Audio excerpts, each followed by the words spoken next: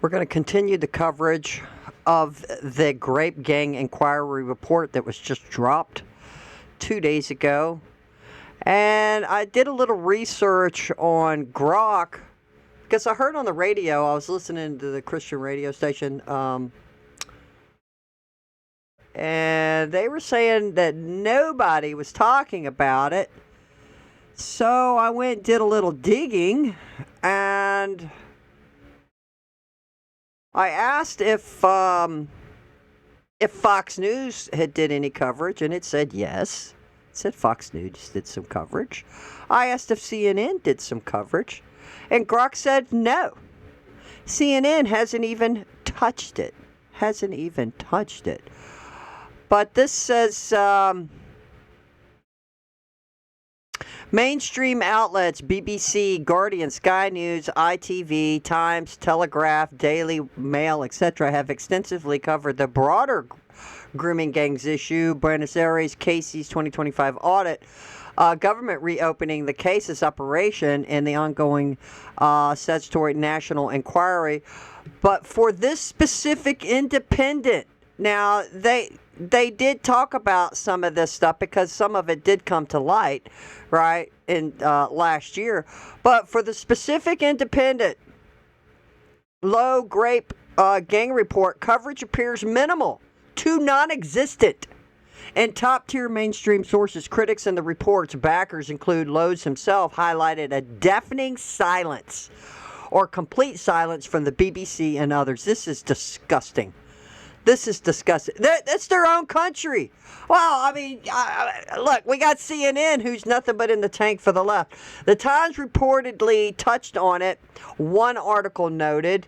The Independent ran a piece framing Lowe critically, the most dangerous man you've never heard of. Look, the Independent says Rupert Lowe is the most dangerous man. He helped get this report made. And this is the most disgusting thing, demonic, historical catastrophe in Britain's, UK's history. And this is what these people say. You can't hate them enough, and they can't hate you enough. The left-wing libtards. No prominent BBC articles on the report itself. They've covered complaints about lack of coverage on Lowe's inquiry. Wow. This aligns with ongoing debates. The topic is highly sensitive to the ethnical and religion angles. Past institutional shying away and political polarization. Oh, we don't want to be called racist to speak the truth. Even though we're going to speak the truth, we don't want to be called racist. The report has gone viral on X and social media and alternative YouTube channels with reactions from figures like Elon Musk. Yes. And we're going to continue this. We're going to continue reporting on all of it. I watched David Wood, Apologetics Roadshow, and I told you on yesterday's show, he says, get it out there. And he was on with Hatun last night, and they were covering it. It was really good. They went over basically kind of the stuff I'm going to go over today as well, where it implicates Islam is a direct coalition to these gangs from Pakistan. Broader official developments, NCA reopening cases, National Enquirer got routine coverage from Sky, ITV, BBC, etc. The Lowe's report, independent, survival-led and politically charged nature from a non-mainstream MP explains the disparity. Exact counts shift quickly, but as of now, substantive mainstream reporting is exceptionally limited for the latest check direct. So then I asked about Fox. Fox has covered it. Has CNN covered it? No, CNN hasn't touched it.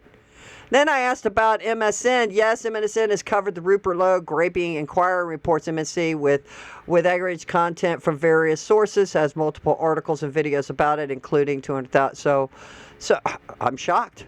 MSN covered this. Wow. These are mostly from partner sources, GB News, Times of India, and other wires appearing on MSN's platforms. MSN.com and different religions like in Iran, and I don't even know what this is. Coverage appeared quickly after the June 15 release. Unlike some major UK broadcasters or CNN, MSN has picked it up through its aggregation models for the full articles. Search directly on MS coverage. So I'm shocked MS even covered anything.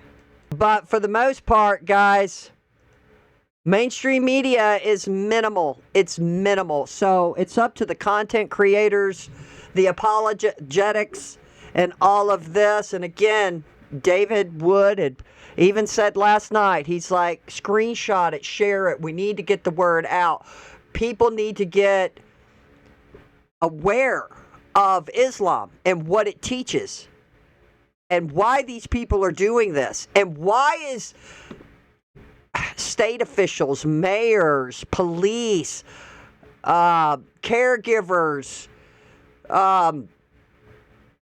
hospitals, all of them in the UK, if you watched yesterday's show, all of them have been covering this up, and it's just disgusting. It is absolutely disgusting that they knew what was going on. They knew what was going on, and they covered it up. This is a post from Brandon Gill. He is a representative in Tennessee, and he is in... No, I'm sorry. He's in Texas, the 26th Congressional District in Texas. I wish he was here in Tennessee, but Texas needs him too. Texas, oh my God. They've got their own Muslim problem to deal with. And this is an excerpt from the Graping Gang inquiry. And this is Tyler. Before they graped me, they would chant Rahma Na Raham. And let's translate that because I probably butchered it. And who cares? These people are retarded. Translation: in the name of Allah, the most gracious and the most merciful. They were chanting this why they were doing this to this person. And we're going to cover that today as well. We're going to go over a couple of more things and until I'm going to keep breaking it down until we're done with the whole entire thing, guys. When we're done with the whole entire report, because it's huge, so it's going to take a couple of shows. Look at this. Congressman, who the heck? Yasa Al-Sarraj, she ain't even an American citizen. And guess what she says about my beloved Brandon Gill, because I love him. She says Brandon Gill might be the most racist and useless Republican in Congress. And she says, and that's saying something. Yeah, they don't want to touch this. They don't want to touch this. So this is what was happening in the UK to cover all of this up. That police, remember yesterday, in yesterday's show, on one of the victims, on the victim statements, and we're going to do a whole show just on the victims. Now, yesterday I profiled three of them, three of the victim statements, but I think we're going to dedicate one whole entire show just for those. Because it's huge. It's so much. It's so much. And I think one whole show just dedicated directly for the victims to expose what they went through and what was happening. Now, this is insane. So in yesterday's show, we saw a theme where one of them where the mom had called the police to say her daughter was missing or whatever, and that who she was with, and she described him as a Pakistani man, and the 911 operator or whatever they call them in the UK said, "Oh, you can't say that. That's racist." Well, what? You can't describe who your daughter was last seen with? This is insanity. And this is the kind of propaganda that is trying to infect America by saying, oh, you can't point out what these guys were saying in the name of Allah because they practice Islam while they're doing this evilness because they think it's okay to do this to the infidels because you are unclean, you are beneath them because you are a non-believer in Allah and their stupid Quran, their stupid book. This is insane. This piece of excrement here says this about Brandon Grill because he's pointing out stuff that's in the grape gangs in the UK. Don't be fooled by any of them. Do not be intimidated by anybody. If you think something's wrong, you call it out. Who cares if they call you racist or transphobic or Islamophobic? Who cares? The truth is the truth. And we have to stand up. We cannot let what's happened in the UK happen here in America. And that this is what this person here, this Yoshi woman, Yassam, whatever the heck her stupid name is. Yeah, I said it. Oh, she don't want to talk about that. They don't want to talk about that. They don't want to talk. But guess what? More and more and more is coming out, and more people are learning about Islam and what these people believe and what they do. We're going to do a couple of these, and then we're going to dive into the report, okay? Because I thought this was good. John Cleese, y'all don't know who he is. He's one of the Mighty Python guys. And he posts a lot of really good stuff. He says, I think you'll find that the Muslim grooming gangs outnumber the Buddhist ones. Because this person says, desperate stuff yet again by Rupert Lowe. Oh, my God. Islam is not responsible for the actions of some bad people. The same way Christianity isn't. Islam sentences pedos and in many cases rapists to death. That is itself proves there is no link. No. In every case, at least 97% of the cases of the grooming gangs in UK are Pakistani Muslims. Every single one of them. And if they weren't, they were either from Turkey or Sudan, but they were all Muslims. Now, that's not to say that, guys, we all know that there's things happen in people's Christian normal lives, even if they're not Christian, whatever, whether incest or a stepfather or a neighbor or an uncle. I mean, this happens. But this, on this scale of these grooming gangs, is likes we've never seen. I can't even speak. It's the likes that we have never seen. On this rampant scale. It's a catastrophe. It's horror on top of horror. And I advise you, if you didn't see yesterday's show, go back and watch yesterday's show. We do cover a lot in depth at the beginning. And again, today I will put the link to the report in the description. And then you can go and read it yourself if you didn't go watch yesterday's show, because it's also in the description as well. If you do not want to have somebody else reading it to you, and you want to read it yourself, it's disturbing on so many levels. And for this person, and look what their name is, Bashara Shakar. Where are they from? Founder, ran racist mount, social political commentator. I don't even know who this moron is, but it's a woman. It's a woman. And she's saying this. Did she not read the report? Did they just read it and ignore it? Like Rupert Paul just made all of this up? They've known about this stuff.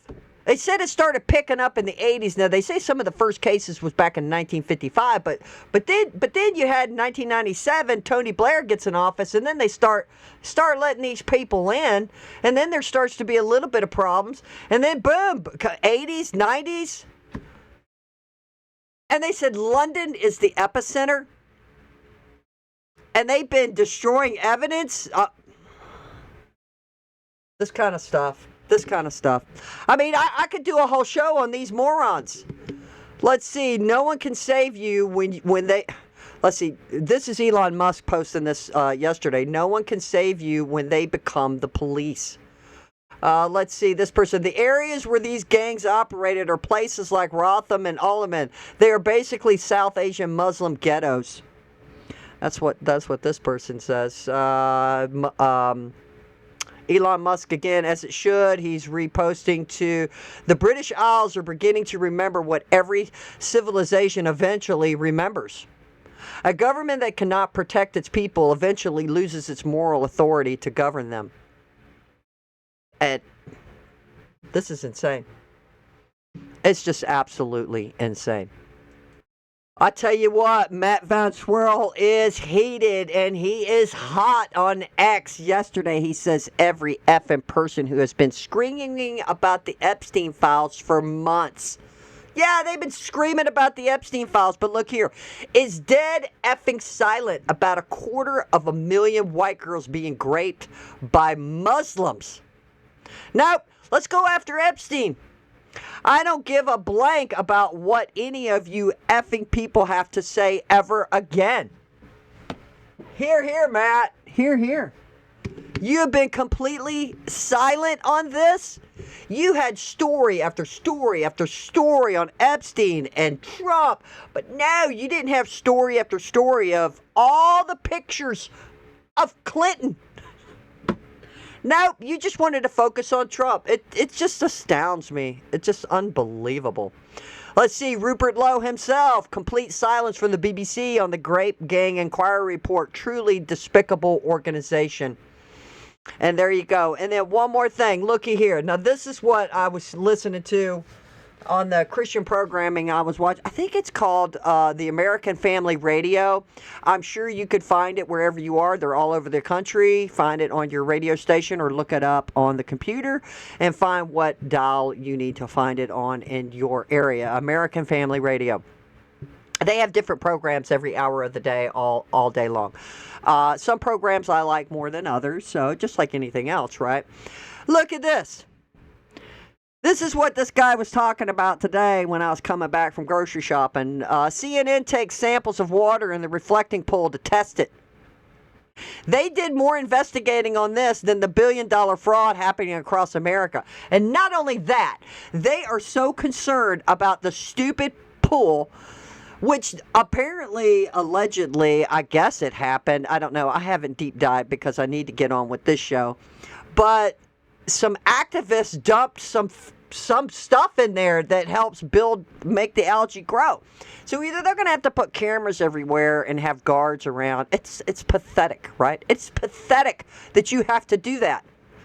Good Lord. But what was interesting is what the guy was saying today on the radio program. He's like, yeah, they're more concerned. They've had I forgot how many stories he said, CNN, is that they're just talking about the stupid pond, and they're not even talking about the Rupert report or all the fraud that's happening all over the country. No, we gotta go take some water samples. We gotta make Trump look stupid. It's insane. Oh, boy, it makes my face look it's really bright in here. Now you can see how ugly I truly am. Okay, so we are going to... Now, look how long the victim testimonies are, guys. Let me get my arrow in here. Look at this. It's like 90 pages. So again, I'm going to dedicate a whole show just to the victims report. But what we're going to do is we're going to jump down to the whistleblower. We're going to try to hit, which it's not that many. It's like 5 pages, and then of 10 to the influences. The influences of Islam is big, but what I want to try to cover is the whistleblower, the demographics and culture, and the influence of Islam. I think this is major, and then we're going to hit maybe tomorrow's show, do the homegrown and enabling factors, impact on survivors, and the conclusion and recommendations, and the legislation response. I think we're going to do all of that. So we're going to hit the whistleblower, part today. One more thing before we get started, guys, because this is important. This is important. Let's see. And this was yesterday. It said this must have dropped. Obviously, I didn't catch it. I was busy with the show. I had an hour and a half show yesterday. It says today the European Parliament voted for 418 to 218 to pass the strictest migration law in the EU history. When the result was announced, the MEPs started chanting, "Send them back." Yeah, that's what we need to be chanting here in America. Send them back. Wait, I need my thing. Okay, here we go. My technical skills are just impeccable. Thought I had it lined up. Inside the Parliament chamber on the floor in 2026, here's what the law actually does. Deportation orders now apply across all EU member states. You can evade removal by crossing a border. You can't evade removal by crossing a border. My apologies. Detention before deportation extended from 6 months to 30 months. Dang. Unlimited for security threats. Return hubs in the third world countries. Migrants can be transferred outside the EU while awaiting deportation, including families with children. Automatic deportation stays while appeals are pending. Gone. Courts decide case by case. Good. That's what we need all of that up in here. Currently, about 20% of people ordered deported by the EU actually leave. For years, European leaders told voters that open borders and mass migration were non-negotiable. That wanting enforcement meant you were a fascist. Does that sound familiar? 418 members of the European Parliament just disagreed. Trump proved his immigration policies were popular enough to win elections. Yes! After a wave of right-wing electoral gains across the continent, Europe is following in his footsteps. Amen. And the overtone window is getting kicked off its hinges. And check it out. So once it came through, so the vote goes through. Listen what they chant.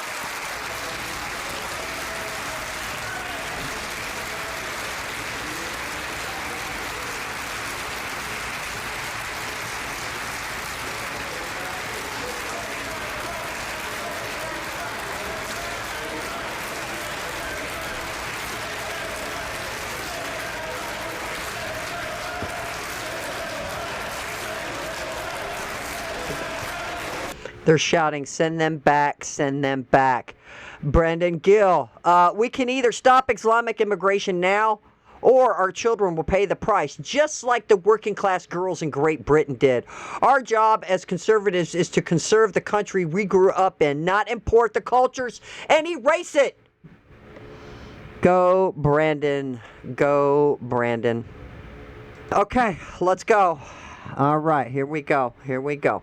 All right, get settled in, get bunkered in, and let's read this together. Whistleblower's testimony. Whistleblowers who tried to expose the grape gangs were systematically silenced, discredited, and punished. On occasion, their careers and reputations were also tarnished. Social care professionals, campaigners, and public activists who raised evidence of still ongoing grooming, trafficking, financial abuse of children, and care and institutional cover-ups faced suspension. Defamation proceedings dawned raids, asset freezes, fabricated charges, gagging bail conditions, and career-ending isolation. Authorities assured them that full investigations had taken place when none had occurred and records were destroyed. Senior officials and elected members acknowledged concerns as credibility, yet took no medical or remedial action. The state did not merely ignore whistleblowers, it punished them to protect the gangs and its own reputation. We wish to correct for that, so we invited these whistleblowers to our inquiry. Below are some of their testimonies. Now, doesn't this sound familiar? Where those whistleblowers in Minnesota, the whistleblowers in Minnesota, they were discredited, they were called racists, they were pushed aside in Minnesota when they were saying, hey, that one woman, and forgive me, I don't remember her name, But she had went in front of some committees, and she's like, yeah, I was reporting stuff. And then she said she was getting the cold shoulder from her bosses and everybody else. They just wanted her to shut up. They wanted her to shut up. Don't be a racist. It's only money. It just infuriates me. Now, the first one up is a social worker. Our whistleblower social worker is an exceptional children's social care professional who nearly for 4 decades of service, her specialist work focused on leaving care services and safeguarding highly vulnerable young people in February of 2018. She raised extensive whistleblowing disclosures concerning financial abuse of young people, misuse of public funds, unlawful sanctions, illegal evictions, racism towards children in care, and systematic failures to safeguard against and criminal exploitation.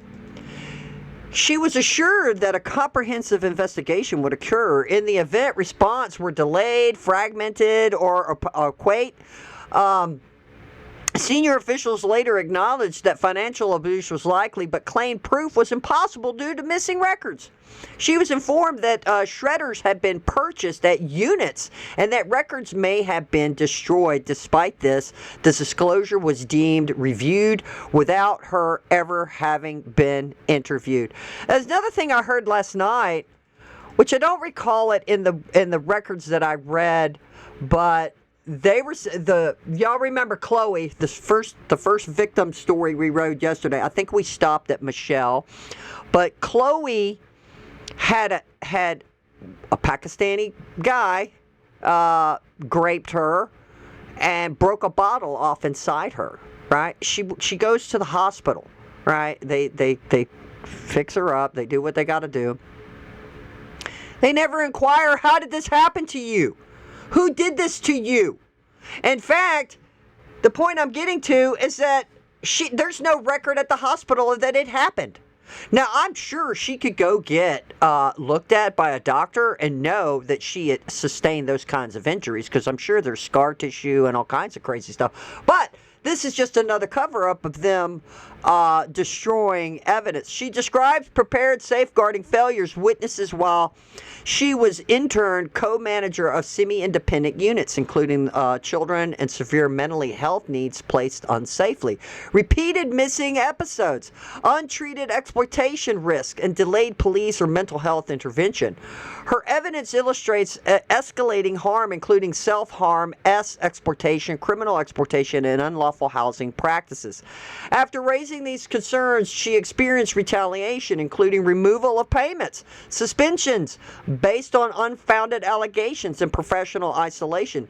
Senior leadership and elected members repeatedly failed to engage meaningful with her concerns. She concludes that the local council prioritized reputational and financial considerations over children's safety, leaving ongoing risks unaddressed. You know, there is probably, obviously, going to be a nice place in hell for these people who allowed children with mental disabilities and things like this being abused. Oh, that. Our next one is Cavan Vines, Gotham campaigner. Cavan compiled, if I can even talk, ladies and gentlemen, multiple agency records from 2003 onwards. These showed that police, counselors, and MPs knew about organized grooming by Pakistani Muslim gangs years before any public admission. Vines engaged with national media and provided evidence to senior officials. He states that one of the interviews in which he partook, namely with Sky News, was misrepresented, which led to defamation proceedings that rendered him bankrupt and ruined much of his life. He alleges perjury by MPs and failure by police to investigate it. The pattern demonstrates that earlier whistleblowers and institutional awareness produce retaliation rather than protection for the victims. I can't emphasize enough how massive of a scale the conspiracy, like people think, well, how can a conspiracy be so vast? Wouldn't everybody know about it?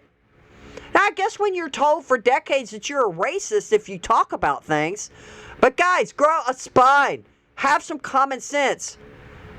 Use your thinking skills. Use your critical thinking skills. Wrong is wrong. Don't fall into the trap to where at the end days, right is perceived as wrong and wrong is perceived as right. Tommy Robertson, national activist. Tommy Robertson documented grooming patterns after the exploitation of a close female relative at the age 14. He heard hundreds of similar accounts from families across England. When he formed the English Defence League and spoke publicly, South Yorkshire police allegedly subjected him to repeated arrests and drawn raids on his family home.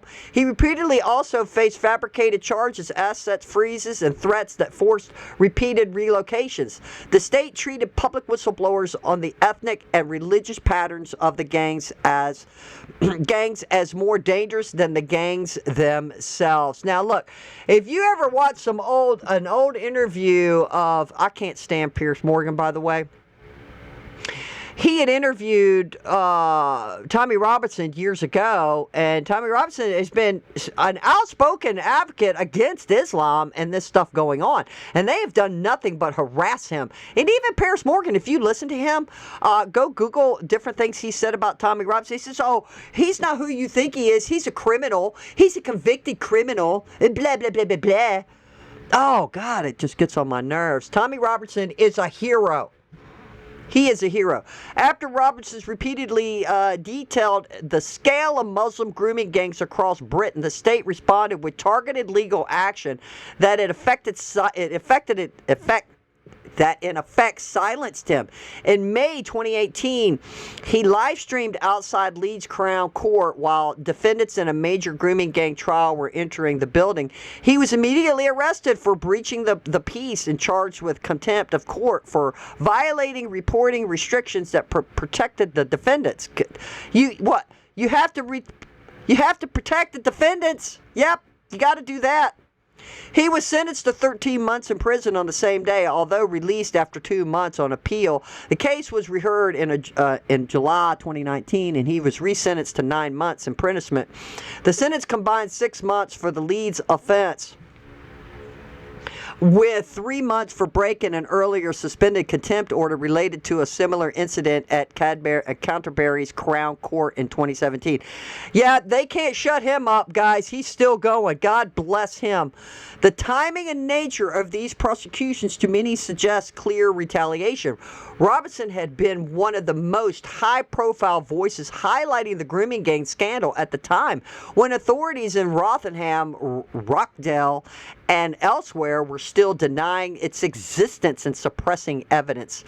Instead of investigating the gangs he identified, the state focused its resources on imprisoning the man who had drawn public attention to them. Yep, shut him up. The contempt charges ensured that his reporting ongoing trials was criminalized while the grooming networks continued to operate. There is a prima facie case that I don't even know what that is. Prima facie? I probably should look that up. Case that the repeated use of the courts against Robertson was not about fair justice, but about punishing one of the individuals who forced the grooming gang scandal into the open, long before official institutions were willing to act. Wow. Yeah, they've done nothing but harass that guy. Yeah, shut him up. Why would you? You know what? They're already, I don't know if, I think I did bring this up, where they're wanting to stop children in the UK. They're going to do something like what Australia did, where 16 and under can't be on certain sites. I guess they want facial recognition or whatever. But they're still letting them on, what's it called? Blue Sky, Blue something. It's a left-wing, libtard, retarded social media site that's nothing but left-wing propaganda. But they're going to let the kids go on that. They're going to let them go on that. Okay, this is Fred. Fred is a father and information technology specialist with approximately 6 years' experience in child protection work. His involvement began after his own daughters were groomed offline by a former partner of their mother. His eldest daughter recognized the disc and disclosed the situation, enabling Fred to intervene promptly and protect his children. This experience prompted him to join an online child protection team. For around 2 years, Fred worked as a decoy, posing as a child online, identifying adults seeking to groom and exploit children. He was exposed to highly disturbing communications, which had severe psychological impact and eventually led him to step back from decoy duties. Wow, it must have been pretty bad. That is, these people, what does the Lord say? You'd be better off to just tie a millstone around yourself. Just go ahead and sling yourself off that cliff, because the wrath of God is coming, that you harmed a hair on a child. This is serious. This is serious stuff. Serious stuff, people. Leveraging his professional background, Fred shifted his focus to developing tools for digital tracking, perpetrator identification, and forensic evidence gathering. His work is designed to produce court-ready evidence. He has collaborated with multiple British child protection teams and interfaced with various police forces, including specialist online child protection units. Sounds like some of the people here that do that here in America. To date, Fred has assisted in the identification and tracking and reporting of nearly 1,300 suspected child predators. These cases have resulted in arrests, prosecutions, and convictions. At least 4 cases involved attempted child trafficking. He has also identified and provided technical data leading to the shutdown of approximately 30 deep web servers hosting large volumes of child abuse material. Yeah, another 20 of them pop up. These people. Fred has observed that many offenders are repeated predators. Yeah. Perpetrators, yep. With some convicted multiple times. In his view, rehabilitation is ineffective for these category of offenders. True that. The recidivism rate is just too high. They should be castrated and dropped off in a crap hole country. And current sentencing practices frequently fail to act as a deterrent, with some individuals receiving only community orders despite strong evidence. Damn, blame. Fred believes that online grooming could be substantially reduced and eliminated through existing technology and artificial intelligence. Such systems could detect grooming behaviors in real time based on established models. Yes, they set up algorithms. YouTube sets up algorithms to hear if I'm going to say off yourself too many times, which using the S word, the appropriate term for it. In fact, I kept an email, and I've been meaning to share it with you guys, maybe on another show, where I had did a video on assisted off yourself and how it's going on in Canada and different parts of the world. Guess what? They sent me an email asking me if I need help and gave me a phone number to call somebody because maybe I have a problem that I might want to off myself. I'm not kidding. I'm not making this up. I will do a show on it. I kept them. It's still on my phone. The 2 emails they sent me, I was like, what is this?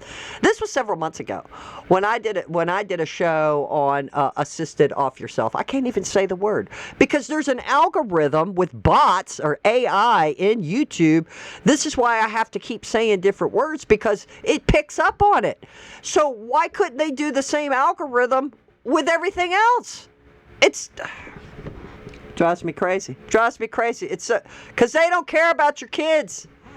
A reoccurring pattern in the cases Fred has supported in this, the vast majority of suspects initiated contact with decoys, suggesting they are actively targeting multiple children. He highlighted one specific case on one platform involving an individual who presented publicly as a Quran and Arabic tutor. Linked to a mosque and teaching center at 2 universities. Extensive digital evidence, including chat logs, IP data, and location information was submitted to the police. Despite this, the individual appeared to leave Britain shortly after, later resurfacing in the country and abroad while the investigation remained open. Fred expressed concern about the lack of an apparent action in the case despite strong evidence and noted subsequent cyber attacks on his systems originating from the Middle East. Fred has faced direct personal threats, including a life threat from a serious repeat offender with prior convictions of abduction, torture, rape. Fred provided this testimony to highlight the scale of online grooming, technology opportunities for prevention, and systematic gaps that allow perpetrators to continue to offend. And they did nothing. They did nothing because it had to do with religion, which I'm going to tell y'all, Islam isn't a cult. It's not a religion. It's their culture, it's their government, it's their way of life. Demographics and culture. Now, I haven't read this one yet. I did skim over the other one. Perpetrators from Pakistani, Muslim, and other Muslim backgrounds form the core of grape gangs nationwide. There you have it, people. They operate under an honor and shame clan code that treated non-Muslim girls, especially white working class girls, as property available for use because these girls had no male protectors who could retaliate. The men began showering the girls with attention, gifts, alcohol, and drugs. This then escalated to coercion, gang rapes, and trafficking. They transported victims across town, shared them with friends and family, and sometimes forced conversions to Islam, followed by religious marriages. The Muslim men justified the abuse by describing white British girls as easy, trash, or morally inferior.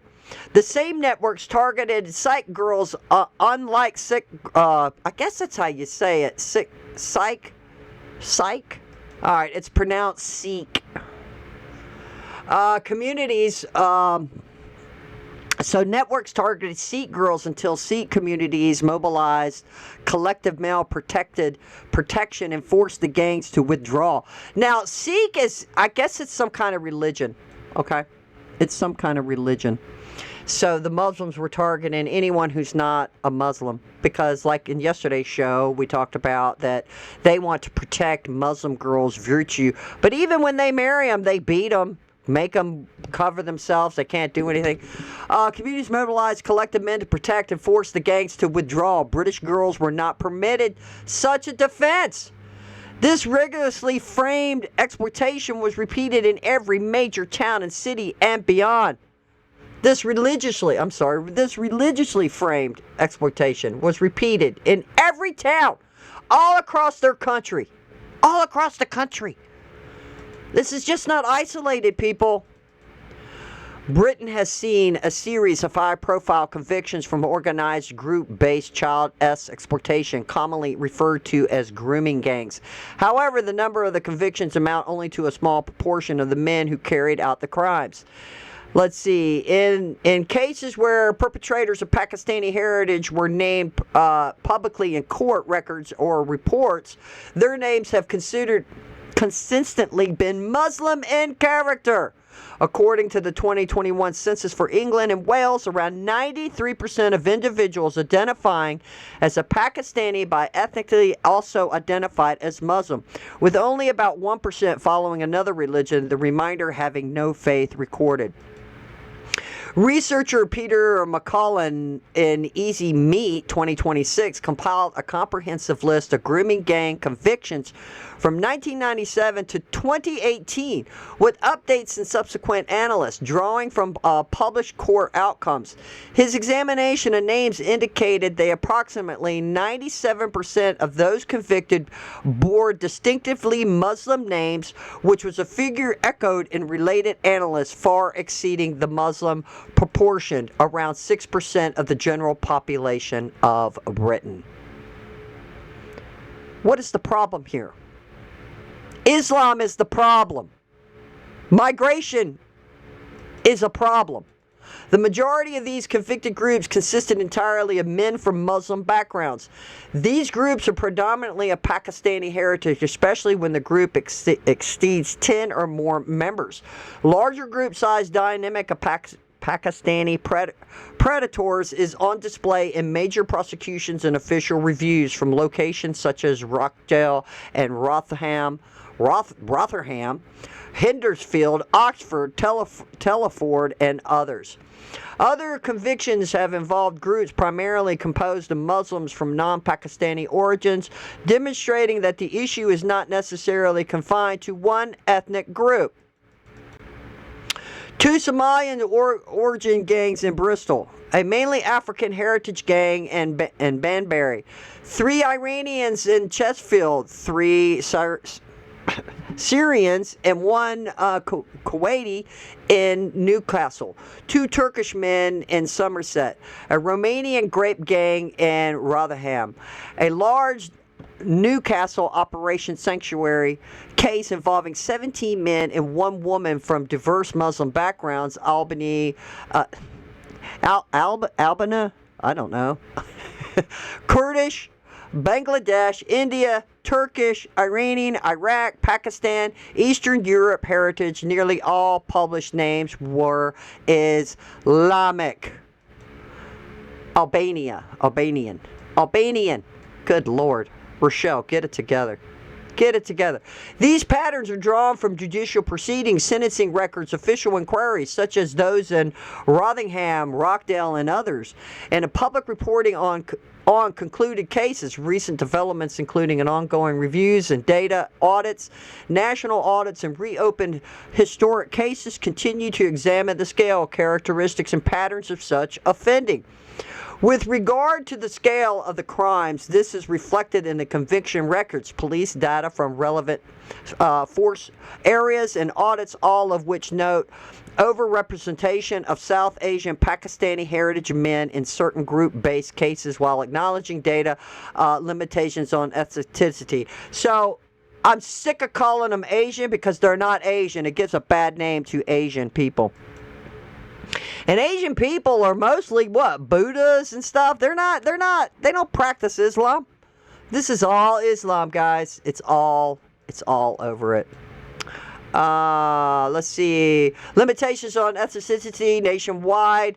Smaller non-Muslim groups. Let me get this in here for you.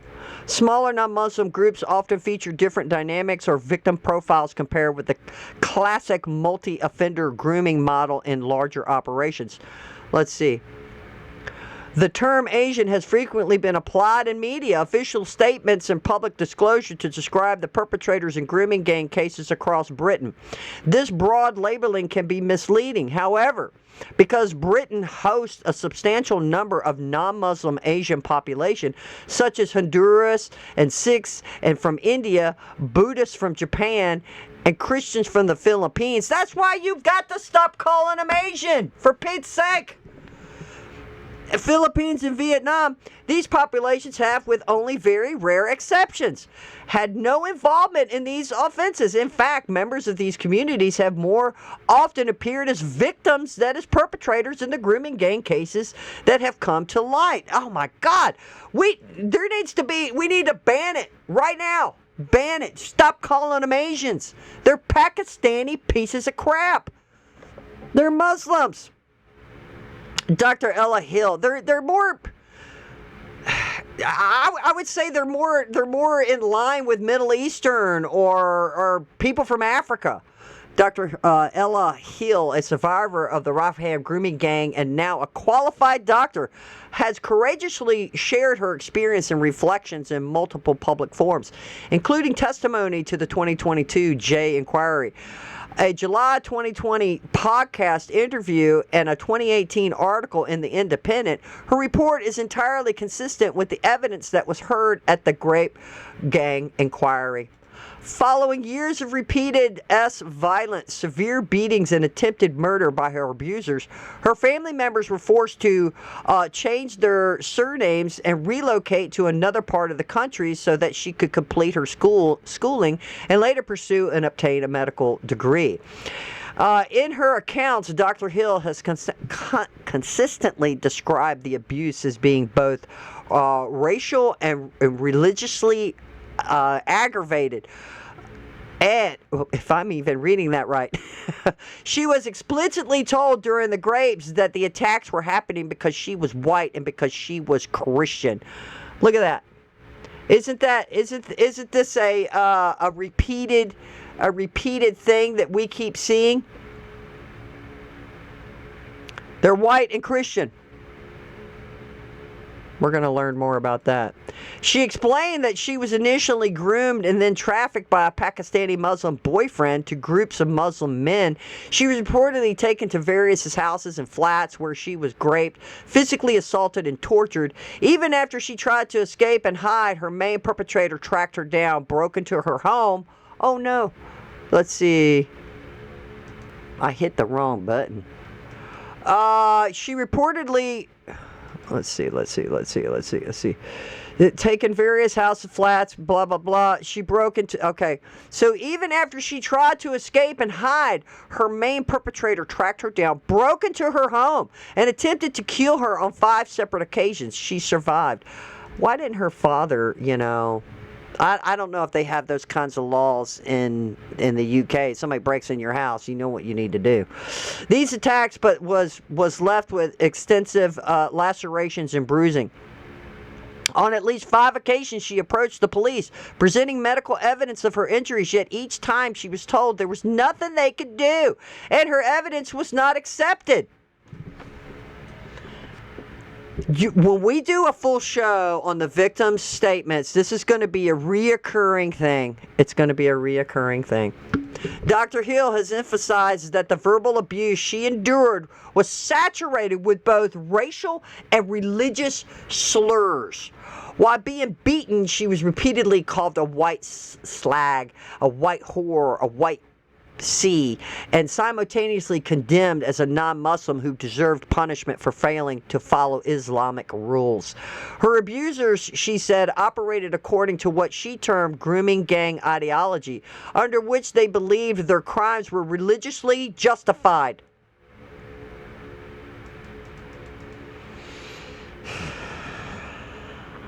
Guys, I have learned so much about Islam the past 2 years. Maybe it's been 3. I lose track of time the older I get. But thanks to Dr. David Wood, an apostate prophet, inspiring philosopher, God Logic, all of those guys, and many more I could name. But those are the top ones right there that are really influential, have taught me so much that I went in doing my own study. There's a new book out now called The Islamic Dilemma. I've been wanting to get it. I'm going to get it soon, and I am going to be studying it as well. In fuller detail, in her submission in cooperation into Association Professor Lisa Oakley's evidence to the 2022 J inquiry, Dr. Hill stated, now this is Dr. Hill, I was told that I must respect their religion. This was the first of many confusing lies that I was forced to believe. I was told that to show them, Muslims, respect. I wasn't to eat pork.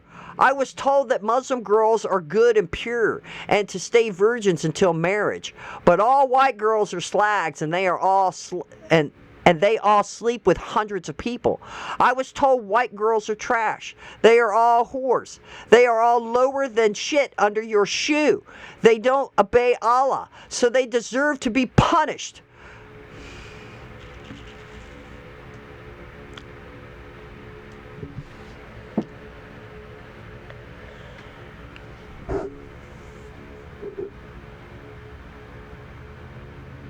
Would you want to worship a God that would condone this?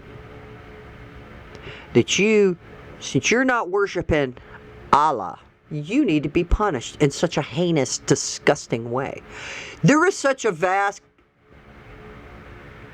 difference between Christianity and Islam. Jesus says, you don't harm the children. You'd be better off tying a millstone around yourself, and I'm paraphrasing, and sling yourself off a cliff. You're going to fear the wrath of God. But Allah and Muhammad think it's okay to harm children. Muhammad, marrying Alicia at 6, consummated the marriage at 9. Now, I did put in the description of yesterday's video of inspiring philosopher debated 4 Muslims, right? And the topic was what's better for society, Islam or Christianity? And I advise you to go watch it. Maybe I should put it in this description as well. These people, for 25 minutes or so, defending child marriage. Trying to get around when a girl finishes puberty. It was insane to me. I was like, oh my God. And then, I watched that 4 days ago. I need a tissue. 4 days ago. And then boom, this comes out. I was like, oh my God. What timing? What timing? And we need to continue to get this stuff out. These people were defending child marriage. And it happens all over the world. And wherever Islam goes, it's nothing but misery, death, and destruction. Obey Allah, so they deserve to be punished. And they deserve to have hundreds of people sleep with them and their children. Do you want to worship a God like that? Do you? How can you defend this? This is why they don't want to touch this. This is why a lot of them are like, oh, we don't want to be... What propaganda is that? To tell us we cannot speak out against this? Are you kidding me? Are you kidding me? I would think, well, me personally, I can only speak for myself. I'd be willing to die to shout this down. To shout this down. Islam is bad, and we need to send every one of them back to their own miserable third world, low IQ countries.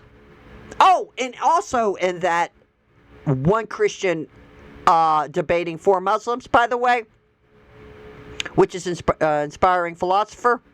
They also went on another 20, 30 minutes on defending the Quran, that men can beat up their wives, basically. They can't get around it. They were saying, oh, well, it don't happen. No, Americans drink, so they drink. But Muslims don't drink. But Muslims have a higher, statistically, they're higher in these situations where there's domestic violence. And they don't even drink.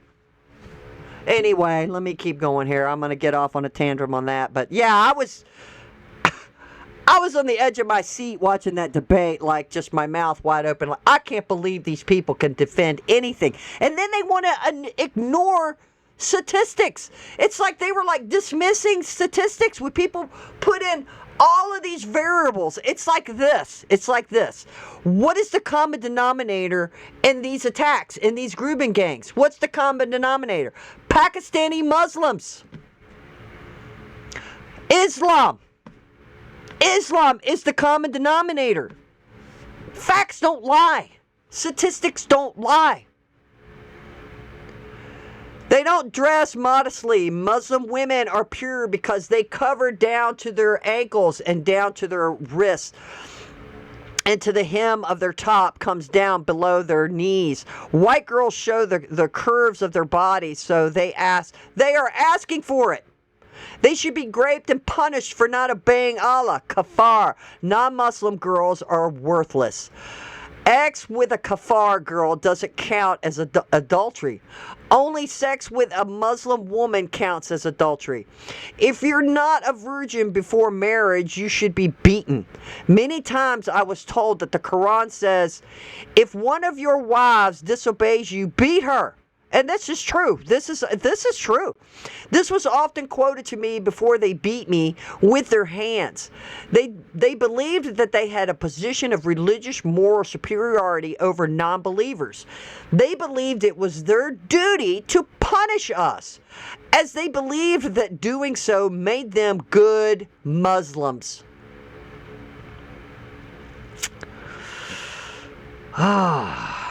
This is what they were taught by their mothers.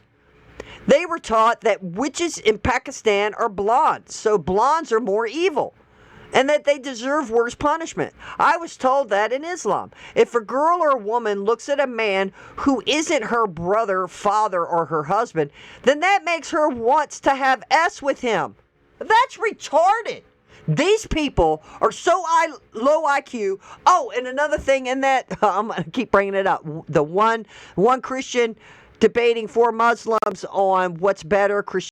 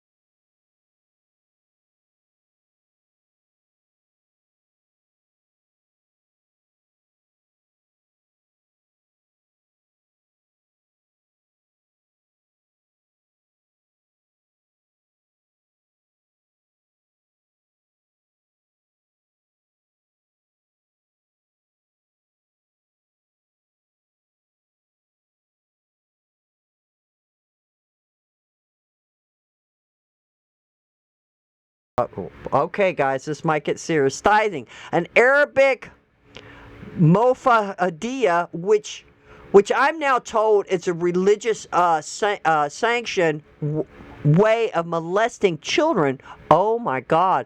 According to some Islamic scriptures, you have to lie down on your back with your legs straight together, and they straddle you and blank between your thighs.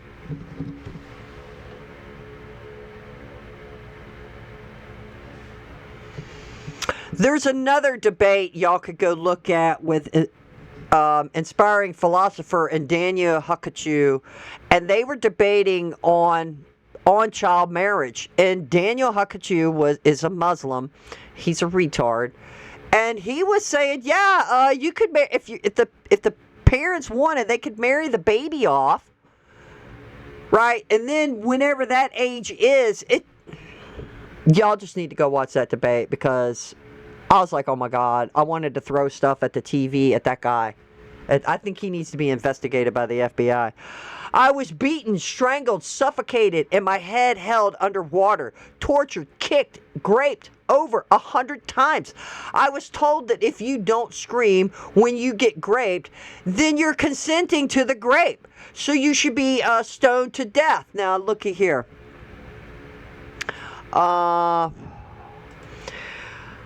This is what their excuse was for, I think Muhammad says this, and I think we're going to go in and find, when we get to the next part in this report, where it's going to bring up some Quran verses. I think he was saying that if the little girl don't say anything, like maybe she's scared to death, well, her silence means she's consented. Remember in one of the testimonies, the victim testimonies yesterday, and we did go over 3 of them. One of the girls said it was Chloe. Chloe said she told the police she didn't know what consent even meant.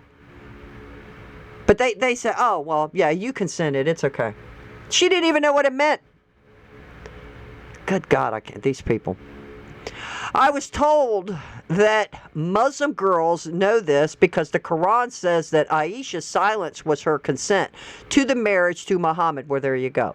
So Muslim girls knew to scream, but white girls don't. So that's their fault then, because they're not Muslim. Wow. When I did wear a headscarf to try to protect myself from being raped, I was told to get it off, and they raped me again. I now know that all of those so-called ways to protect yourself from being raped are great myths used to excuse perpetrators' criminal behavior. They threatened to kill my parents if my parents tried to stop me from seeing them. I was intimidated with guns and threatened with body parts being cut off with knives. When I tried to escape, I was told that I had offended their honor, so that they had to spill my blood. They did this in an honor attack. All the abuse that I experienced was linked to spiritual abuse and religious abuse. Religious scriptures were used as tools to control, to force me to conform to their will. I was not allowed to question these religious beliefs. They used their religion, moral authority, and self-proclaimed elitists to control me through use of scripture, forced confessions, censorship of decision-making, requirements of sorcery and silence. Secrecy and silence. Isolation, excessive shaming and punishment around us, and requiring unquestionable obedience. I experienced this as a deeply personal, terrifying, physical, emotional, and spiritual attack. Every time they quoted scripture, it was very hard to argue with. To them, it was like I was arguing with God. To me, it was actually like I was arguing with the devil. They used their so-called religious moral authority to do the most horrific, immoral acts imaginable.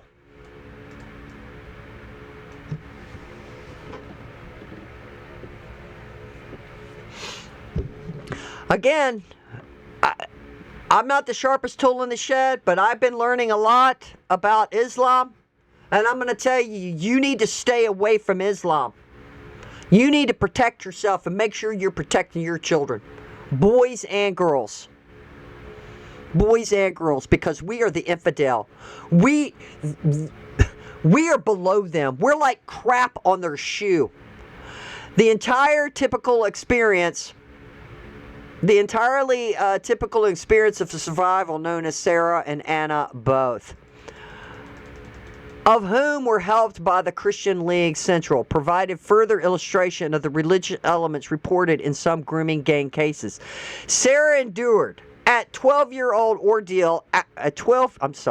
Sarah endured a 12-year, endure after being kidnapped from the street at the age of 15.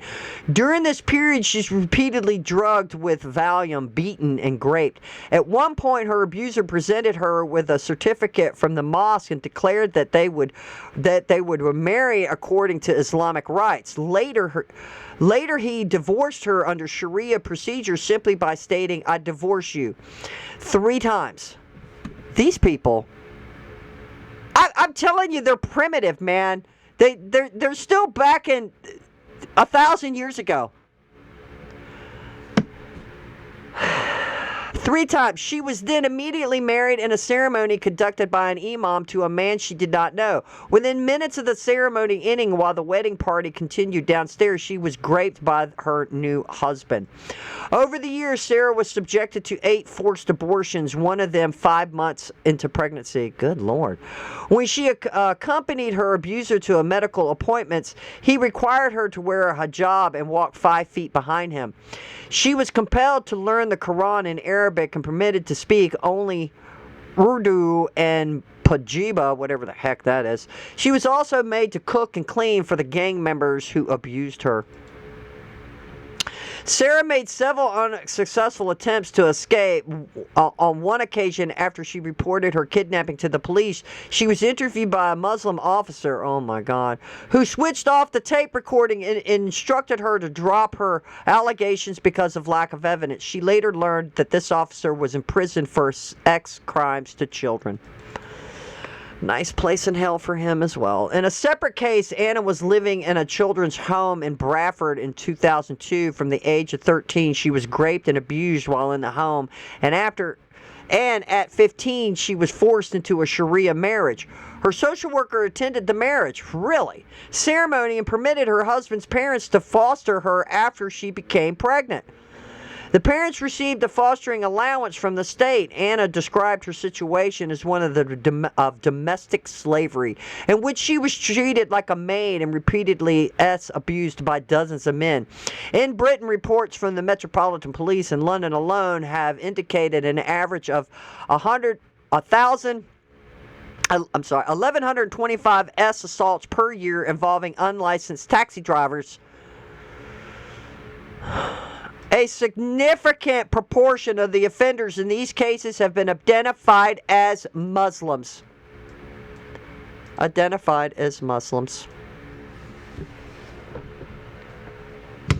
Look, unlicensed taxi drivers, and what have we been seeing across America? What, just this past year, that Secretary Duffy is trying to stop illegals from having driver's licenses and driving death machines, 18-wheelers, here in America, because people like Gavin Newsom, Uganda, Zohan Mandami, sanctuary cities. A further form of exploitation associated with certain Muslim communities across Britain is marriage trafficking. They're probably doing this so they can become citizens. The Forced Marriage Unite handled 801 cases in 2024 concerning girls and women residents in the country who were forced into marriage with men, providing direct support in 229 of these instances. Damn. Among the 880 cases where the focus county was recorded in 2023, the six countries according for the highest numbers were Pakistani, 45%, Bangladesh, 13%, Afghanistan, 7%, India, 3%, Somalia, 3%, and Nigeria, 2%. Of these 6, all except India and Nigeria have overwhelmingly Muslim populations. So, yes. Earlier Home Office figures from 2009 showed that 90% of forced marriage victims in Britain were Muslim. In many more recent years, however, the FMU has ceased collecting and publishing data on the religion of those involved. A shift that echoes patterns of avoidance seen during the grooming gang investigation. My God, they stopped collecting the data. These people. FMU stated, forced marriage is not a problem specific to one country, religion, or culture. The FMU does not record data on religious. No major faith in the UK advocates forced marriage. Freely given consent is a prerequisite of Christianity, Hindu, Jewish, Muslim, and Sikh marriages. BS. Nope, that's not true. Because we already know Muslims were forcing them to convert. Look, even in their Quran, if you don't convert, you have to pay a Jesuit. Is it a Jesuit? It's like a tax, or you be imprisoned, or death. Although forced marriage occurs in various communities and it is not unique to Muslims, statistics show a clear overrepresentation of Muslims among those involved in forced marriage cases. Yeah, you have to find the connection. It is also inaccurate to claim that Islam mandates a woman's consent for marriage. Similar patterns of offenses disproportionately involving Muslim men have been reported in other Western countries with significant Muslim immigrant populations. In the Netherlands, considerable media coverage has focused on the so-called lover boys. Now, this is what the lover boy is what the Andrew Tate brothers were charged with, who are predominantly Muslim men. Moroccan Muslim men. These individuals first seduced Dutch girls, often teenagers, and then coerced them into prostitution in order to profit from their earnings. According to a 2001 report by the Amsterdam-based child right organization, approximately 5,000 ordinary Dutch schoolgirls aged 13 or 14 from typical family backgrounds have been lured into prostitution by it's called the lover boy method. The documentary film Lover Boys, directed by Julie Rook, follows the work of Abraham, a Dutch Macaroon social worker, supported both the perpetrators and their victims. In Sweden in 2021, academic study examining Swedish rape offenders concluded that nearly half of the convicted individuals were born outside Sweden, with migrants from the Middle East and North Africa being markedly overrepresented among them. Seeing a pattern here, people? In Australia, 9 Lebanese Muslim men were convicted in 2002 of gang raping white girls. Contemporary media reports at the time indicated that police were aware of over 60 female victims linked to the group.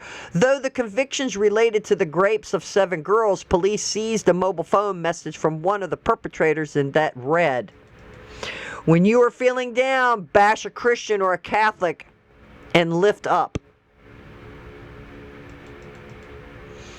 Statistics. Offender data from the 2017 Quellen Foundation analyzes together with recent independent investigations reveal a consistent, disproportionate involvement of Muslim men, overwhelming of Pakistani heritage, in group-based CSE.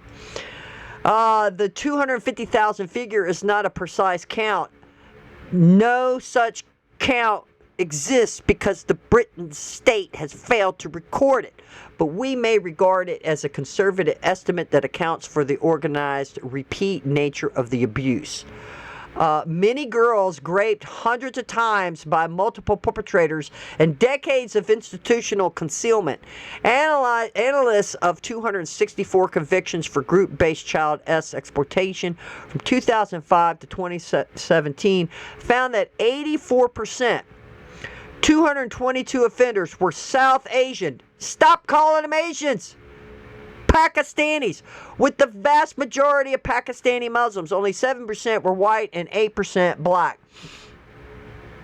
Yeah, we would still have this problem with some instances of black or white, but it's a small percentage.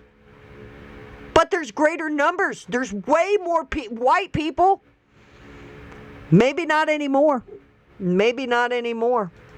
We're going to become extinct.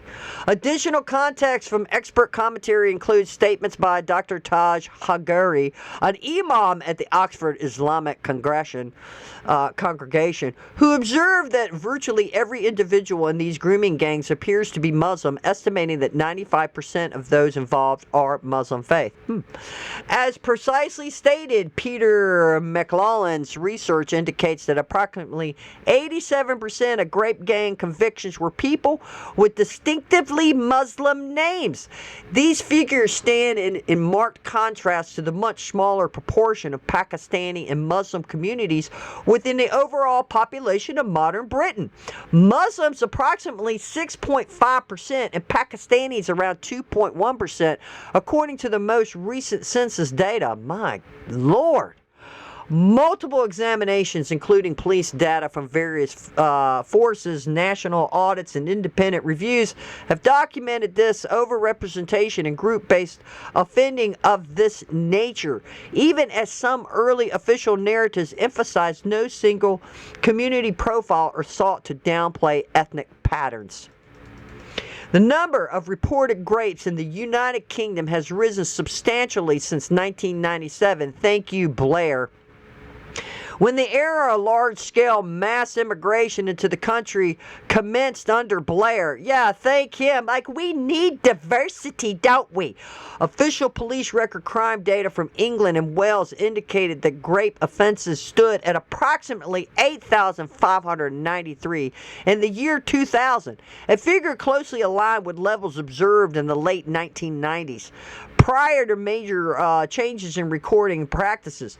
By the year ending March 2025, police recorded the grape offenses had increased to over 70,000, according to figures published by the Office of National Statistics, reflecting a rise exceeding 800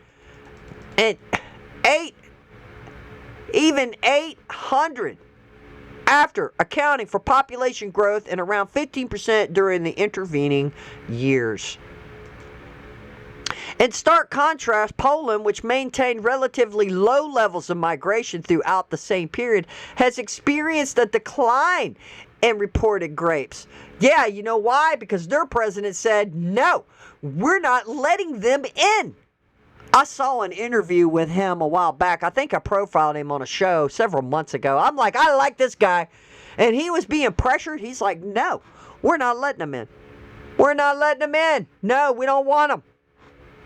Polish National Police data shows 2,399 recorded grape offenses in 2000, falling to 1,127 by 2023, a reduction of more than 50%. With a stable population approximately 38 million, this equates to a per capita rate of around 3 grapes per 100,000. Residents in recent years compared this with over 100 per 1,000 in the United Kingdom. Wow. These competitive patterns drawn from official sources highlight divergent trends between two nations. References include the ONS Bulletin on S offences in England and Wales for the year ending March 2025. The Home Office Historical Police recorded crime tables. The Eurostat Police recorded offences data alongside Polish national statistic compiled via Statista for the period covering 2000 to 2023. Per capita calculation further underscored the scale of the disparity when relative population sizes are considered. Yes, learn about statistics. These figures indicate that the grape gangs are specific religious phenomena with Muslims, especially Pakistani Muslims, significantly representative. I can even speak, ladies and gentlemen, because that's what they are. It's all Pakistani Muslims. The influence of Islam. Here we go. I know the show's gone long, but we've got to get this information out. There's so much more to cover, and I'm going to try to get through as much of this as I can. We'll go a little bit longer. I'm not sure how. It's quite a few pages. Or the influence of Islam. Muslim treatment of non-Muslims worldwide. This is important. And if you made it this far in the show, then you're really serious about learning. Britain is not a unique case. This sort of thing goes on everywhere that either welcomes mass migration from Muslim countries or contains large established Muslim populations. There is a consistent pattern of violence directed against non-Muslim minorities in settings where Muslims form the majority. Across Britain, as we have noted, girls from sect and Hindu backgrounds have also been targeted by Muslim gangs. Unlike the white British majority, these non-Muslim immigrant populations were never prevented from organizing as a collective to protect their own. In doing so, as was their duty, the network of Silk organizations drew attention to the appalling treatment of non-Muslims in Pakistan. Yeah, it looks like they're protecting their girls and their boys. What's going on? America. We need to protect our children. Britain, why are you not protecting your children? We need only look at the appalling treatment of girls from majority faiths in Pakistan, where Christians, Hindu, and sect girls are kidnapped, forced to convert to Islam, and married. To get an understanding of the underlying motivations, in 2018, around 1,000 girls in Pakistan, Sudaya province alone suffered this fate. In many cases, perpetrators are granted immunity due to corruption and connivance with local officials.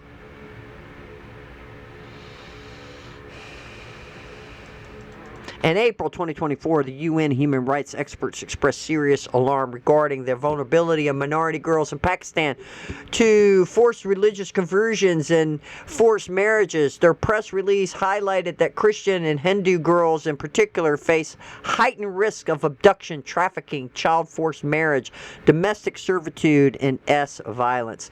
Human rights groups and media reports, including a 2021 BBC investigation, have estimated that thousands of non-Muslim girls, primarily Christian, Hindus, and Sikhs are abducted annually in Pakistan, compelled to convert to Islam, and forced into marriage with their abductors. One documented case involved Farah, a 12-year-old Christian girl abducted from her home in June of 2020 by 3 Muslim men, raped and forced to perform household labor as a slave. A common sequence in these cases sees a girl abducted, coerced into signing a conversion certificate and swiftly married to a Muslim man. Police in Pakistan frequently side with the abductors over the girl's family. When parents pursue legal action, courts tend to uphold the legitimacy of the conversion. Birth certificates may be falsified to indicate that the girl is not a minor. Contact with her family is typically blocked following conversion to Islam.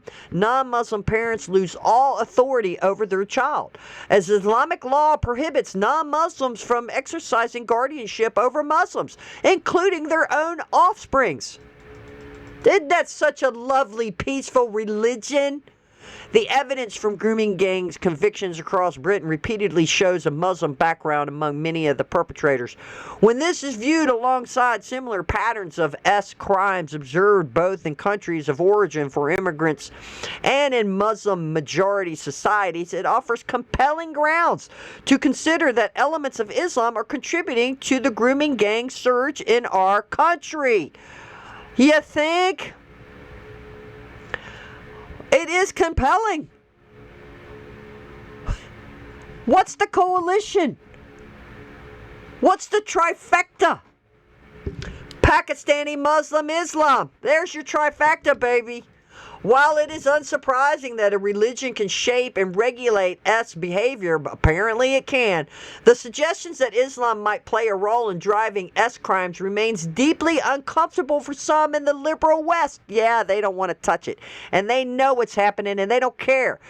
They want the chaos. Even so, the responsibility of an Islamic influence on these crimes cannot be dismissed. The available data strongly points towards its hypothesis that merits serious examination. The impact of any religion on individual behaviors is rarely directed and unmediated. It is heavily filtered through a culture, which a religion can gradually reshape our generation. Not all Muslim communities or societies are influenced by Islam to the same degree or the same manner. Minority Muslims populations may behave differently from major ones. For instance, convictions of Indian origin Muslim men in grooming gang cases across Britain are notable rare compared with those of Pakistani heritage. This disparity may relate to a demographic context. Now, what I'm going to say is before I read any more of this, is that when they get in larger numbers, they can do stuff. And they're doing stuff. Even their Quran and the Hadiths tell them they got to make nice until their numbers grow. They can lie to you and smile in your face. And that's called taqiyya. They can lie. They can lie to you. This disparity may relate to a demographic context. Muslims form only about 14% of India's population, with Honduras comprising around 80%, placing them in a minority position where social and legal constraints differ markedly from Pakistan, where Muslims dominate overwhelmingly and non-Muslims constitute a small, often marginalized minority. In such a setting, exploiting non-Muslim neighbors becomes far easier. See, so like I said, if they're in this kind of confirms what I'm saying. If their numbers are up, they'll do these things. This is what their stupid book tells them. At least 8 theological aspects of Islam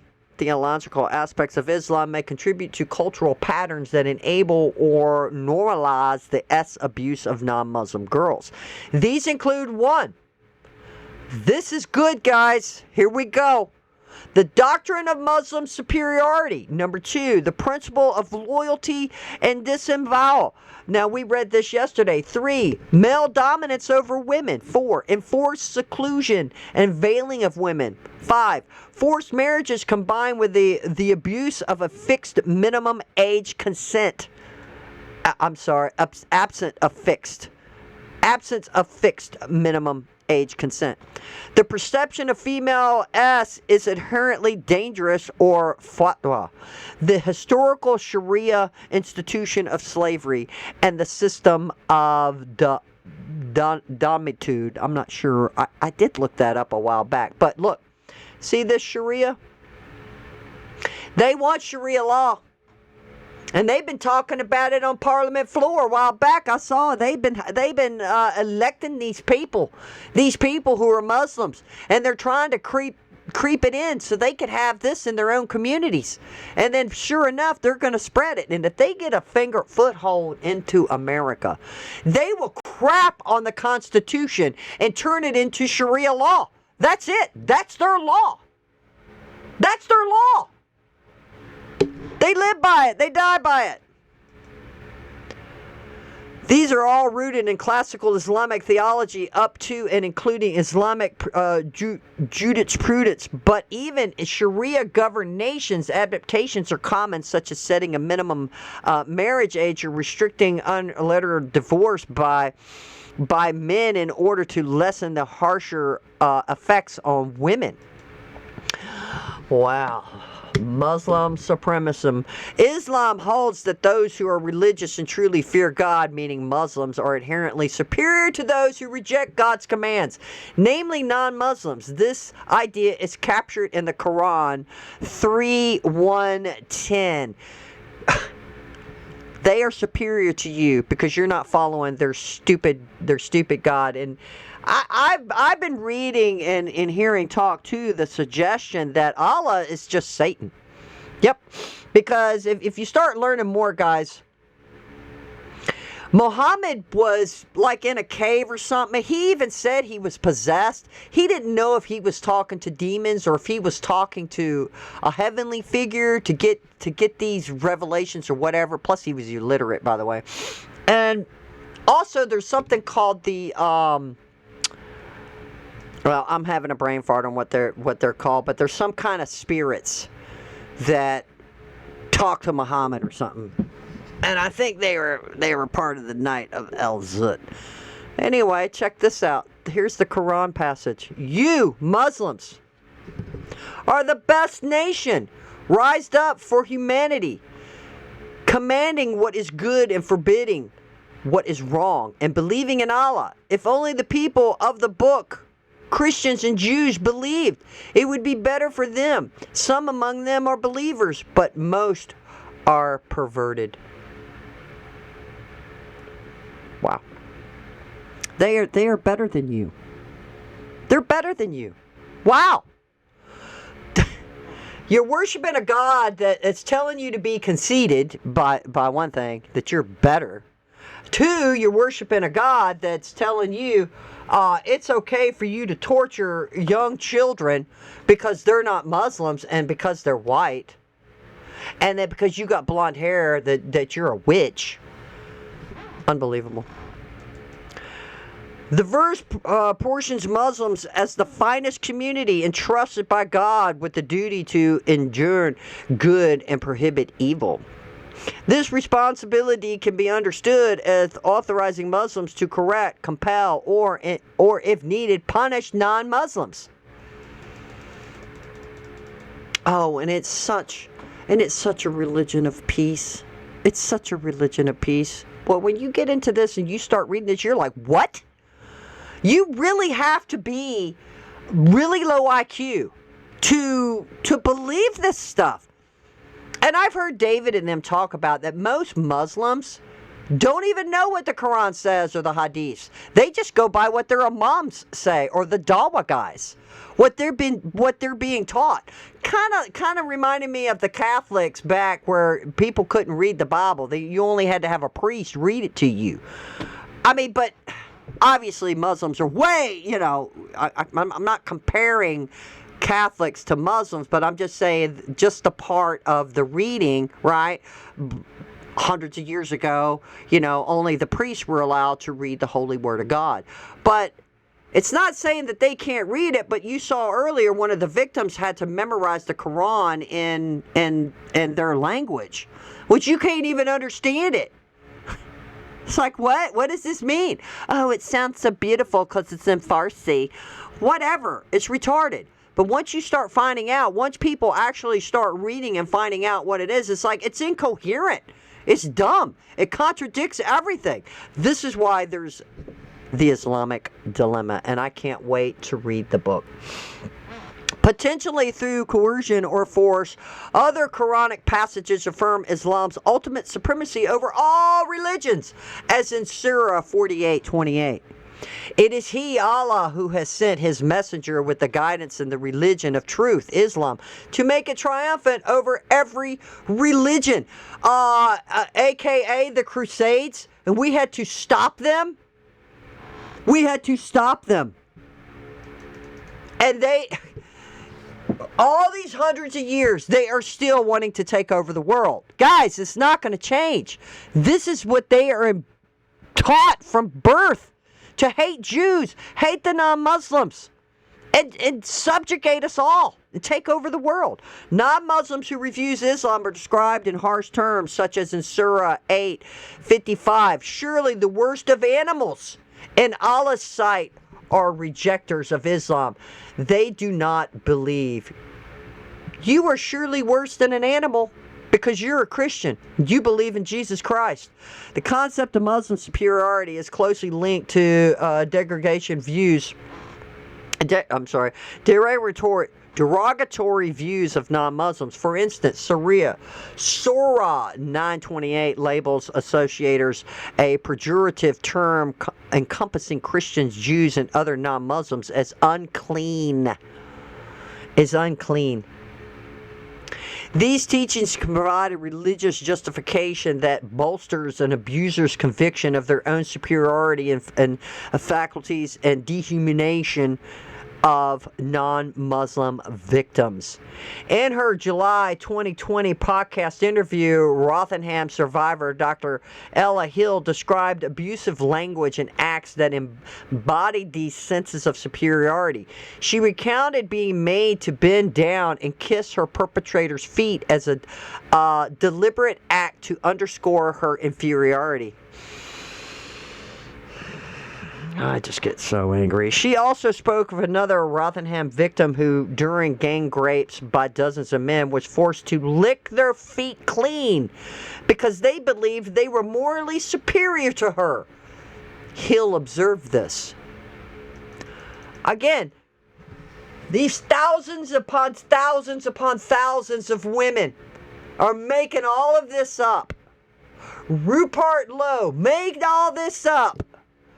Remember what that one woman said we read at the beginning of the show? That Rupert Lowe is the most dangerous man you've never met? You know why he's dangerous? You know why Trump is dangerous? Because they're preaching the truth. They want the truth. They want justice. They want freedom. These leftist demons do not. It's a Muslim superiority thing. They believe that they have maximum moral authority to command the people beneath them to lick their feet. She further noted that her rapist viewed non-Muslim habits as inherently impure. If you're eating pork, you're unclean, you're dirty. If you use a knife or fork, y'all remember seeing images of Uganda Mandami in New York sitting on a floor and he's eating with his hand? Apparently they don't use toilet paper either. They wipe their butt with their hand. It's disgusting. You're dirty. You're dirty if you don't eat your food with your hands. What? Again, 1,400 years of cousin marriage. This is what it produces. Now, I don't know. There's so many Qurans. There's a whole bunch of them. Don't get fooled when they tell you there's just one Quran and it hasn't been corrupted. Nah, there's a whole bunch of them that was written by a whole bunch of different people. In fact, at some point in history, a whole bunch of them were burned because there were so many different Qurans. At one point, Alicia said that a goat ate a lot of their scriptures. Any historian and anybody with a half a brain knows that, and I can't believe so many people, well, it's all in the Middle East. It's all in these third world low IQ countries who follow Islam. It's beyond comprehension that you could follow this book. It's like, Obviously, it's worse than Jim Jones. Us and them mindset. Here we go. The Islamic principle known as awa walabara, loyalty and disavow, commands Muslims to direct their love and allegiance towards what pleases God while hating, avoiding, and distancing themselves from what displeases Him. In essence, it calls for loving and supporting and following believers and rejecting non-believers. This teachings draws on several Quranic verses, including, here we go, let not the believers take the disbelievers as allies, rather than believers. Whoever does not has nothing from God unless you guard yourselves as a precaution. You who believe, do not take the Jews and the Christians as allies. They are allies of each other. That's right, we're allies of each other.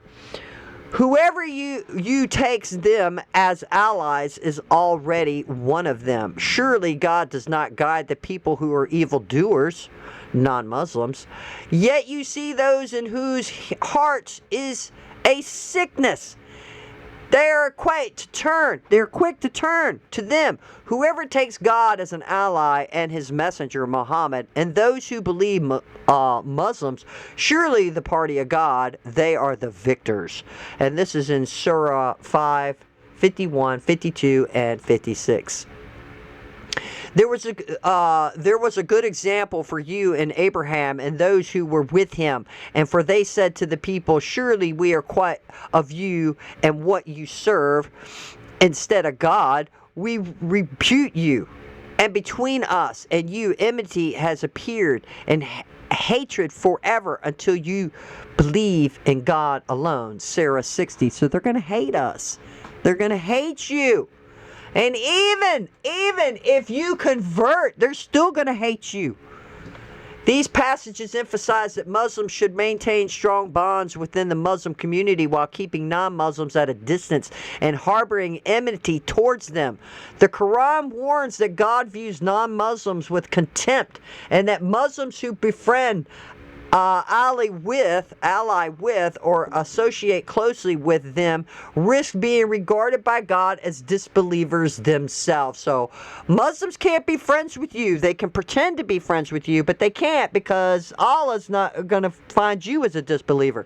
While some Muslims downplay this doctrine, revelist movements which have gained considerable influence in Western countries have actively promoted it, presenting strict adherence to loyalty and disavowal as vital for the Muslim community's success in carrying out its divine mission.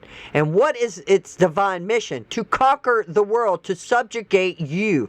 Beyond its theological role, Allah has profoundly shaped certain Islamic cultures. In such environments, many Muslims feel strong pressure not to say or do anything that could damage the image of the Muslim community or bring discredit to Islam. Within an honor or shame-based framework reinforced by those values, speaking out to outsiders about wrongdoing committed by fellow Muslims is often seen as an act of betrayal. This is why I was telling you that they're not going to rat each other out. It's an act of betrayal. Remember we talked about that yesterday? This dynamic can have serious real-world consequences. For example, in her book, The Imam's Daughter, Hannah, in 2009, later known as Hannah, described her experience as a 14 or 15-year-old Pakistani teenager in Britain. After confiding in her female teacher that her father, an imam, was beating her, the teacher informed the deputy head, who arranged for a male Pakistani Muslim social worker to meet her. Oh my Lord, this can't be good. With her at school. Initially terrified because of his background, Hannah eventually opened up to him about being treated as a domestic servant. Fearing a forced marriage and enduring physical abuse, that same afternoon she returned home to find the social worker speaking with her father and relaying everything she had said. While the social worker was present, her father acted kindly, but once he left, her father subjected her to a severe beating and rape, threatening to kill her if she ever spoke again, and imprisoned her in the cellar for days. When Hannah later encountered the social worker at school and refused further contact, he reportedly told her, "Hey, I was just doing what I thought was right. You know what? You know that. It's not right to betray your community." And if one of the Muslims, the good Muslims, see another Muslim doing a bad thing, they're not going to report it because they'll get shamed in the community. Similar patterns have appeared in accounts from grooming gang survivors. Some have described approaching the police only to be interviewed by Muslim officers who switched off the recording device and urged her to abandon her complaint due to supposed lack of evidence. You know, I've been seeing a bunch of Muslim police officers in New York, people. A deeply ingrained culture of enforced loyalty and community protection can discourage individuals from reporting abuses and providing evidence against members of their own group. Had the social worker in Hannah's case reported her disclosures to the police, leading to her father's facing criminal charges, he would have exposed himself, and by extension those associated with him, and to the serious risk of being labeled a traitor within the community. The predominant Indian Pakistani Muslim thinker and revelist Abi Allah Mandua, whatever, in his influential work Let Us Be Muslims in 2016, maintained that Muslims cannot achieve true success until their highest allegiance is given to God and to the Muslim Imam. Commentary: the doctrine of loyalty and disavow exerts particularly strong pressure when Muslims live as a minority in non-Muslim host societies. In such settings, as they seek to preserve and assist a powerful collective identity, Muslims may place even greater emphasis on eternal solidarity and separation from non-believers than they would in their own countries of origin. They have to stick together until their numbers grow. This is what Muhammad tells them. And Allah, which I think is Satan, by the way. Superiority and dominance of men over women. Islam establishes that men hold the position of managers and maintainers over women, as stated in Surah 4:34, where the role involves ensuring women remain in their proper state. Under Islamic law, every woman remains under the guardianship of a male relative. Normally, this is her father. Should the father be unable to serve due to death, loss, or mental capacity, or apostasy from Islam, a specified order of male relatives from the parental line steps in, starting with the parental grandfather, then sons, brothers, nephews, and uncles, Surah 4:34. Further authorities men to discipline their wives, including through physical violence. Like I told y'all guys, I was watching that debate the other night, and those Muslims and a Muslim woman on the panel was defending this. Numerous authoritative sources of Sharia regulations reinforce the notion of women's inferiority to men. Surah 2:22-8 declares that men hold a rank above women. The Prophet Muhammad stated that women are deficient in both religion and intelligence related to men. And in the same hadith, it noted that women from the majority of those in hell. He also taught that if a woman or a dog passes in front of a praying man, the prayer is invalid. A reason mosques position men with their backs to women during prayer. Sharia alleges a wife to engage in intercourse with her husband whenever he desires it. If she refuses, Muhammad said the angels will curse her until morning. Divorce under Sharia strongly favors men. A husband may unilaterally divorce his wife without stating a reason, simply by pronouncing "I divorce you" 3 times. These people are retarded.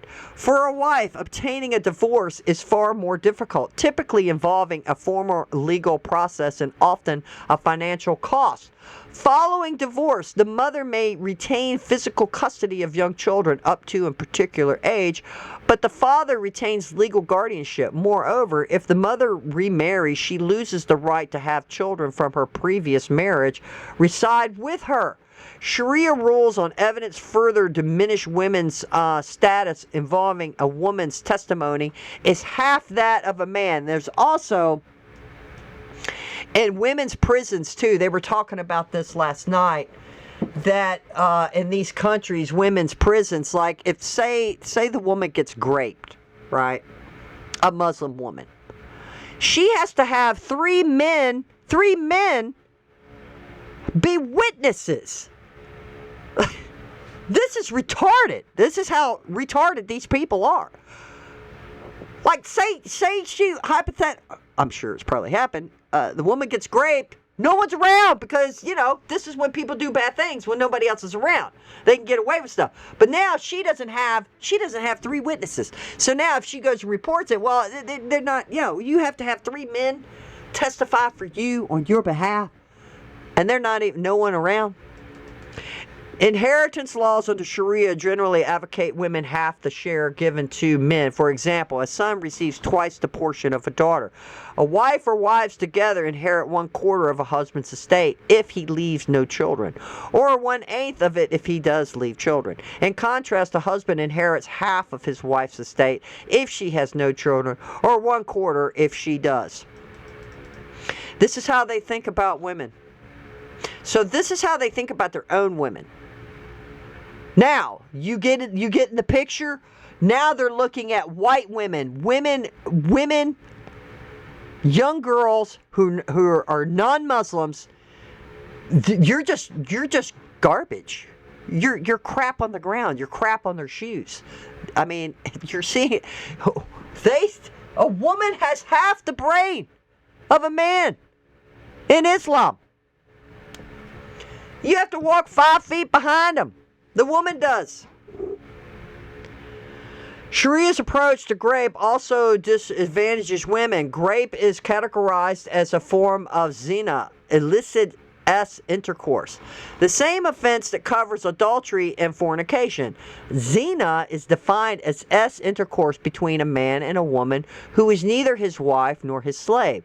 There is no distinct offense of grape. It is treated as coerced zina. Good Lord. A mutual grape is not recognized.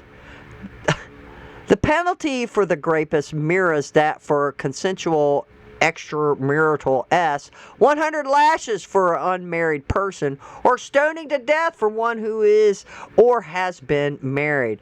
When a woman accuses a man of rape, her consent is presumed unless both the act of the perpetration and lack of a consent are proven by four, it's in here, are proven by 4 male eyewitnesses who each directly observed the man's enter her. My God. Really? Naturally, the presence of 4 men witnessing a rape without intervening makes it highly improbable that they would testify in the victim's favor.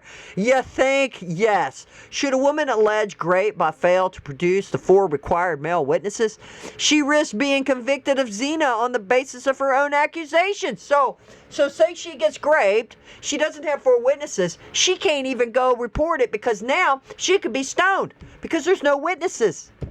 And now she said, you did get raped. So now you're unclean, you're whatever.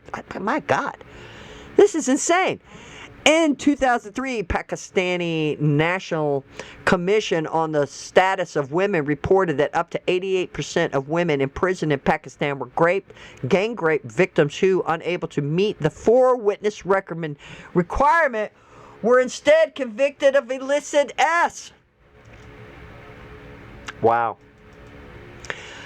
And you poor women in America, you think you got it so bad? You idiots. You leftist, libtard idiots. And women, the women know who I'm talking about. Leftist, stupid women who do nothing but complain. And I want to be just as equal as a man. And blah, blah, blah, blah, blah. Boy, you never had it so good. You never had it so good. You didn't grow up in a Muslim country. You're free to do whatever you want here in America. But yet you still complain. Bitch and complain. Taken together, these Sharia positions that institutionalize male dominance over women exert a profound influence. In culture shaped by Islam, boys can be raised to grow into men who assume rightful control of the women in their lives, confident in their inherent superiority, because they're taught from day one. Let's see, the seclusion of women. Islamic law contains multiple provisions that mandate the covering and seclusion of women. It is widely recognized that a Muslim woman must cover most of her body when appearing in public. Additionally, Sharia grants a male guardian the authority to restrict a girl's or woman's movements, allowing him to confine a wife or daughter to the home and permanent to her to leave only when accompanied by a male relative or for a reason. This is reflected in Surah 33:33, which instructs women, stay in your house and do not flaunt yourself. One consequence of Sharia-derived culture of covering and seclusion is that a woman who appears in public without covering or remains outside the protection space of the home may be culturally perceived as unguarded and therefore available or promiscuous. This is so stupid. We're going to read a little more, and then I'm going to have to write down what page we stop on, because this has gone for 2 hours. I don't even know if... Hopefully people are staying till the end. Let's see. Promiscuous. Well, now, this notion that is uncovered women invites molestation is suggested in Surah 33:59 of the Quran, where Muhammad is instructed that his wives and daughters should cover themselves so they are not abused. What? Apparently Muslim men just can't control themselves. Oh, I see her foot. Oh, no, I want her. She looked at me. Oh, she wants me. It's so stupid. Certain Islamic preachers have explicitly endorsed this view following the high-profile convictions of Muslim men of Lebanese background for rape in Sydney, Australia. The country's grand motif, Sharik Ta Adan al-Hala, whatever, controversially placed blame on the victims for not being covered and not remaining in their homes, he stated. If you take out uncovered meat and placed it outside without cover and the cats came to eat it, whose fault is it, the cats or the uncovered meat? The uncovered meat is the problem. If she was in her home, in her room, in her home, in her hijab, no problem would have occurred.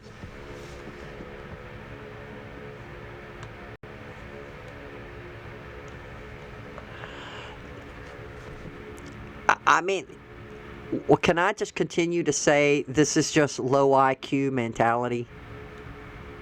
This is low mind. Well, guess who the cats are in this story? It is the Muslims. It's making these remarks, Sharia al-Halali was presented Islamic norms as the remedy to crimes of the kind committed by grape gangs. According to this perspective, if individuals adopted Islam and adherent to its rules, women and girls would be protected from such abuses because they would be kept secluded, placed under permanent male supervision, and rendered invisible to outsiders.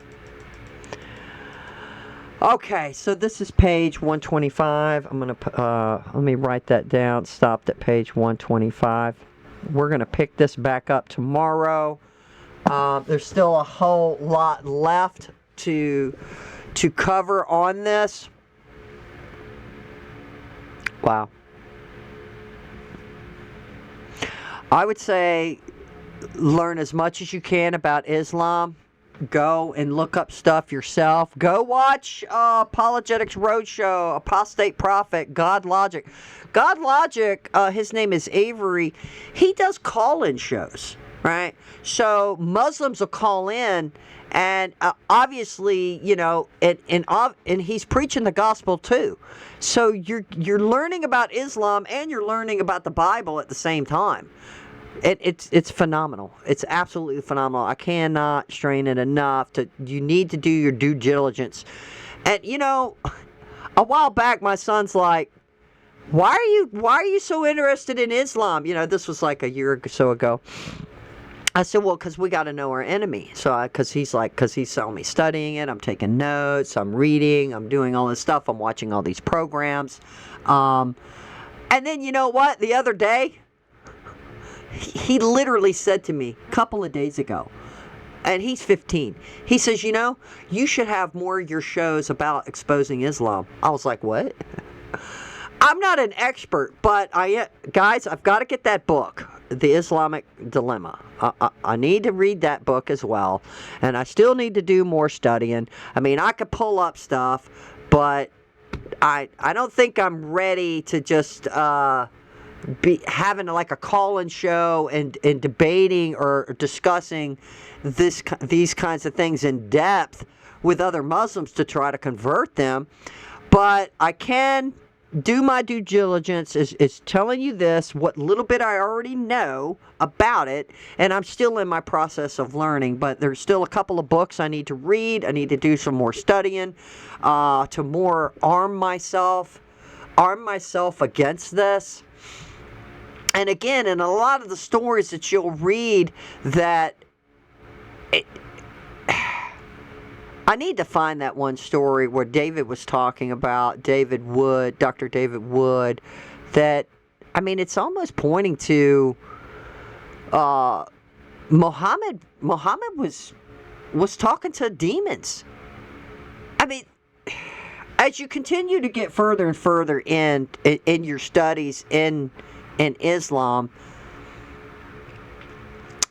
there's another guy, Chris at Speaker's Corner. He's got a YouTube page. He's the one that wrote the book, The Islamic Dilemma. Check out Chris at the Speaker's Corner.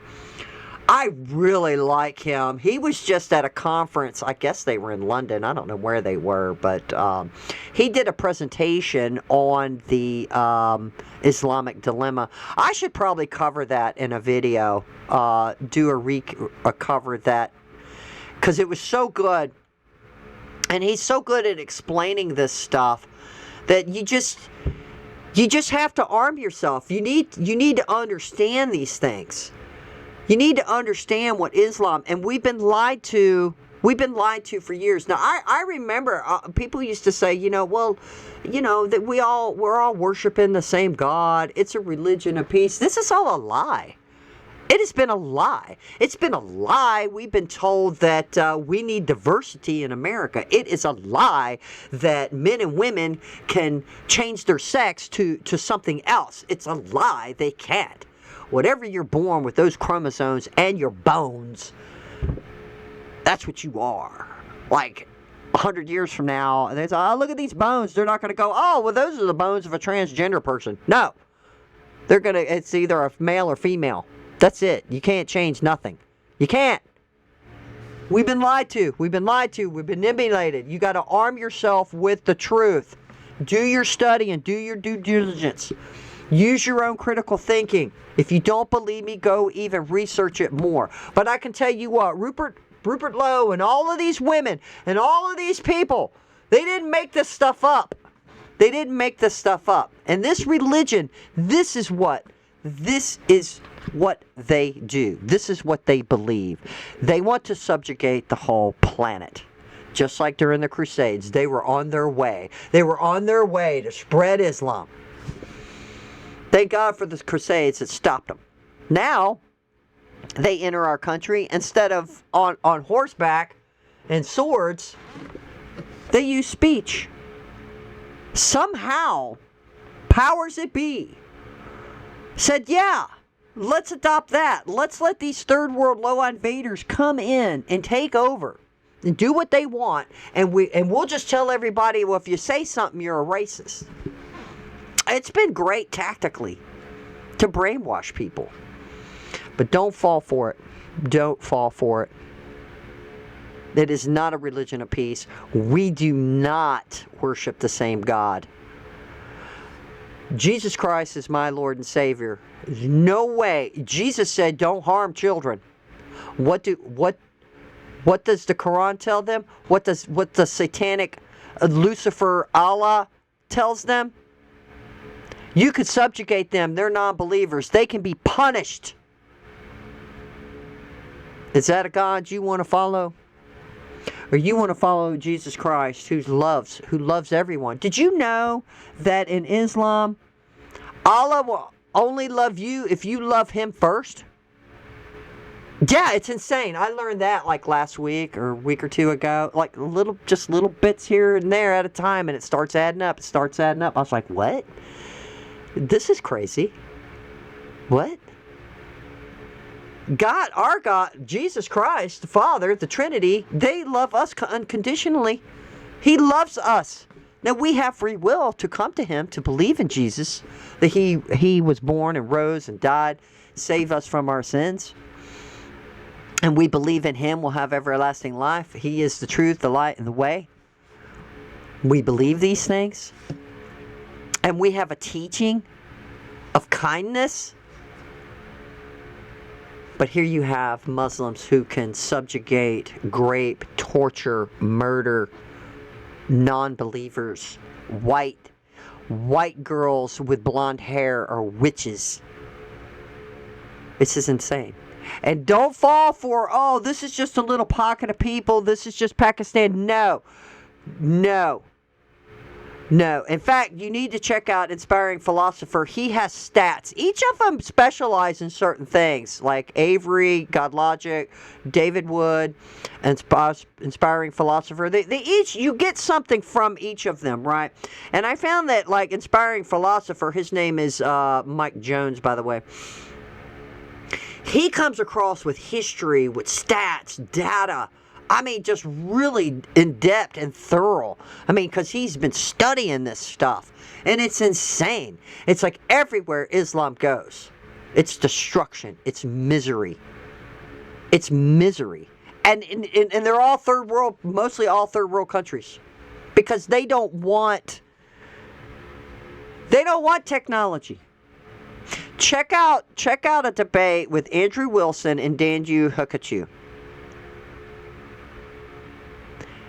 Daniel concedes and says yes, because the whole thing was on also what's better for society, Christianity or Islam. So Andrew Wilson's like, well, you guys been screwing your cousins for 1,400 years. That's why your countries look like they do.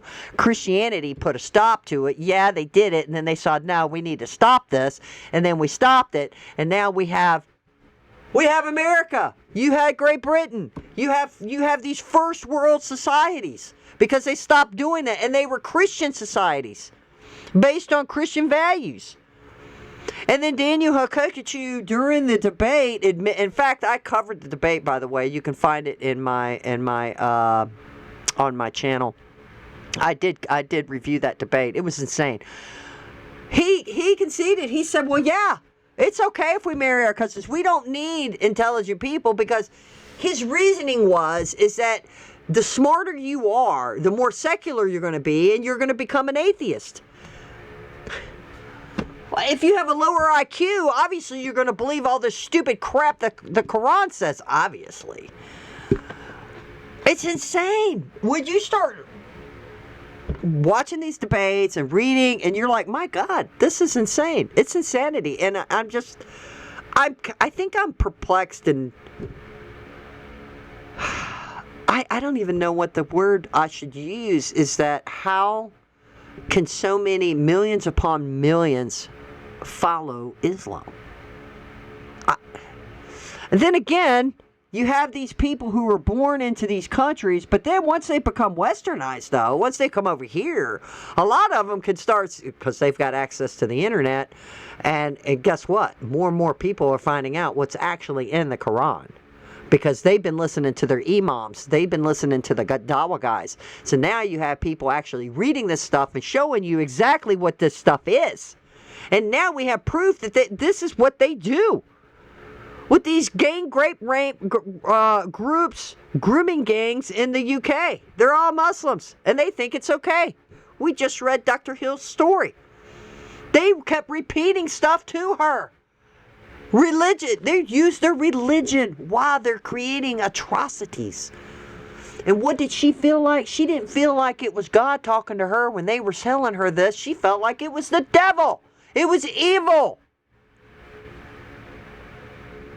Because it is evil. It is evil. Maybe sometime I will get to the story. I'll try to find it. But for the next few days, I think we're going to finish up this. I'll make a playlist. Maybe tomorrow I'll make the playlist after I get a third video out and put all these into one playlist so you can watch them in order. I'll go back and put them in order too. I'll go 1, 2, and 3 on the thing so you can watch them in order. Actually, it probably doesn't even matter if you watch them in order or not, but I do reflect back on the day before show. I did bring up yesterday's show, but anyway, this has gone long. Again, go do your diligent work. Always remember, Jesus Christ is your Lord and Savior. Seek Him out for your salvation. Do not be fooled and brainwashed by the left-wing libtards, and don't let them intimidate you. Let the Lord be your guiding light, and have God's armor on you. You need that protection because you want a clear head. You don't want to become delusional. You don't want to believe some stupid lie. Think for yourself and pray to the Lord Jesus Christ, and you can find salvation with Him. Because without Him, I don't think I could make it. In fact, I know I'd be like just a goofball, literally goofball. As much. Look, my life hasn't been a complete tragedy. Now, has there been ups and downs and things like that, deaths in the family and things like that? And without the Lord, I wouldn't be able to get over it. In fact, I mean, I still, obviously, we don't always get over deaths in our family when family members die, but I'm still affected by it. But I know that they're in a better place, and even though I just miss them every day so greatly. It's beyond words, but I know that they're with the Lord, and that brings joy to my heart. That brings joy. I mean, I want to cry with happiness, tears of joy that's where they are. But have a wonderful day. I will see you tomorrow with the next installment. We left off on page 125, forced marriage and the age of consent. Whoa, this is going to be good, ladies and gentlemen. This is going to be good. And you're going to learn a lot. And hopefully they do have Quran passages in the surah and all of that stuff. So you're going to see what they believe, what they promote. We're going to go over all of it. We're going to do this. We're going to make several videos until the whole report is completely read. Thank you for joining me. God bless.